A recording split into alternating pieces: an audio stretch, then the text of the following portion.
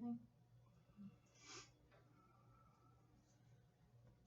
It takes approximately 8 minutes in city and 14 minutes in rural areas to get ambulance in a life-threatening event.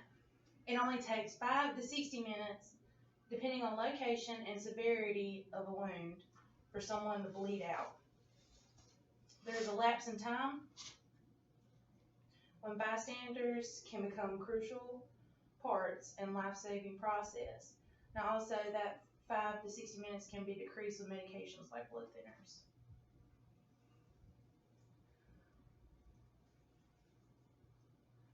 This could be a loved one or a stranger. It also could be yourself.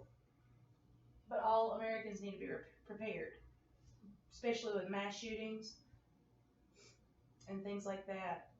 According to Healthline, approximately 60,000 Americans die each year from uncontrolled hemorrhaging.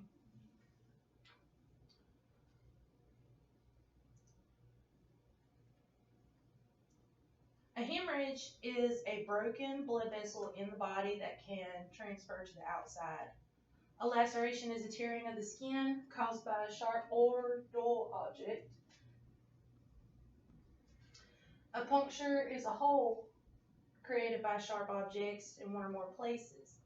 And an avulsion is a tearing of the skin away from the body, removing all layers.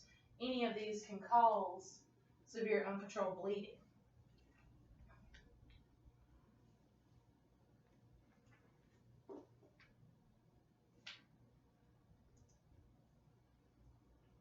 Arterial bleeding is spurting of the blood in sequence with the heartbeat. And capillaries and small veins do a slow oozing of the blood. Those are generally controlled just by adding a Band-Aid. But a vein, it can be minor or severe depending on how severe the actual laceration, cut, or puncture is. And also there's no spurting in sequence with a heartbeat. Now, the basic rules of controlling bleeding. Bleeding is typically controlled with elevation and direct pressure or tourniquet. And elevation is keeping it higher than the heart. Direct pressure works best with conjunction elevation. This is using an absorbent material like a towel or rag and using a firm grip. So when you do that in conjunction with elevation, you grab the wound, say I have a wound bleeding here on my arm, and you raise it above the heart with pressure. Pressure dressings can also be used if you're comfortable with pulse points. If you understand how to check a radial pulse, this can be done by applying pressure to the wound and then applying pressure with an adhesive.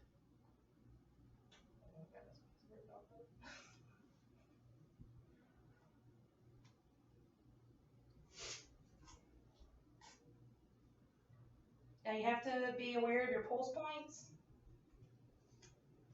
because you do want to be able to feel a pulse before and after this application.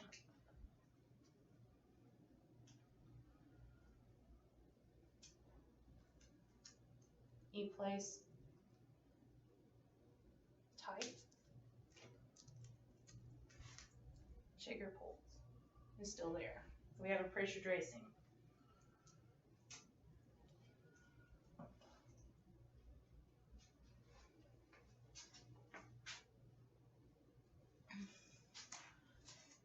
So if the bleeding appears to be arterial, which means it's spurting blood, and it's not, or it isn't improved by direct pressure and elevation, a tourniquet can be used.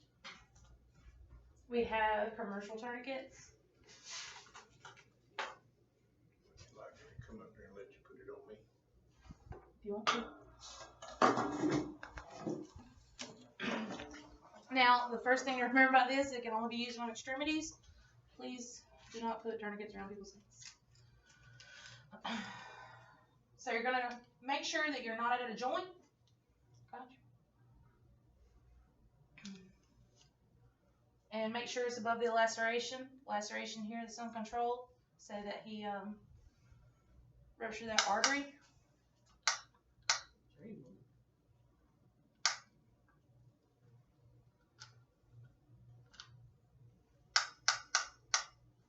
had better looking at it on myself. And by the time you're using a tourniquet, you want to make sure that you don't have a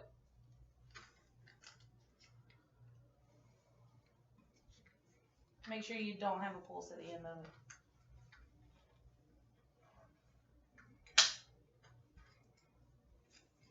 It's released. Just try that in there.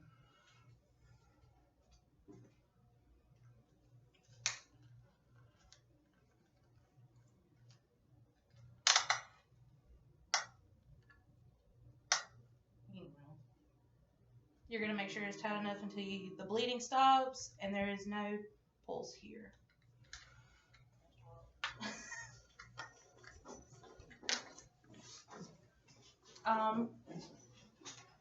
Obviously, we don't have commercial tourniquets.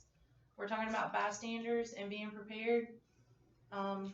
We use these in EMS, and even I don't have one on the side of the road. So usually you're going to have to do a makeshift tourniquet. And here I think this is something that somebody might have in their car. A scarf and a lint roller. Again, you're going to go above the injury, avoiding joints. You want to do it on me? Well, maybe.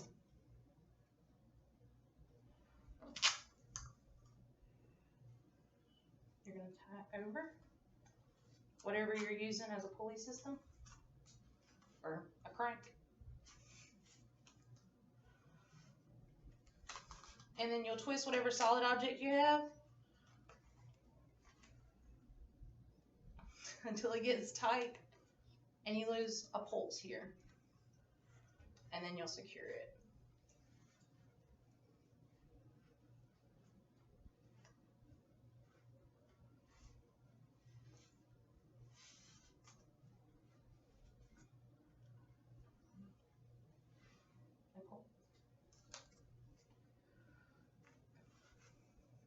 A lot of times people want to use belts, but really you're not allowed to tighten it like you should. But if that's the only thing you have to stop bleeding, it does secure itself.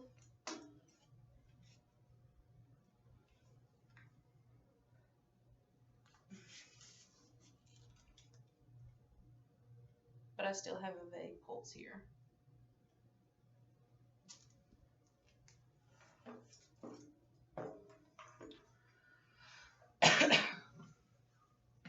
Today we spoke of the importance of hemorrhage control. We spoke why it's so important for the public to be knowledgeable. 60,000 people die each year from uncontrolled bleeding. This could mean yourself. I always think of Kyle Casual and how important that was that he knew to tourniquet himself when he got his arm and leg stuck in a corn auger, and he was a trained paramedic and he remained calm. He did lose his arm and his leg, however, he's still alive to this day, still rescuing people. Using elevation, direct pressure, and possibly a tourniquet can save someone's life in a tragic event or accident. We need to learn the basics of hemorrhage control to the makeshift tourniquet usage in extreme situations. With knowledge in conjunctions with skills such as CPR, rescue breathing, and a passion to help people, bystanders can become an asset to emergency situations. Done.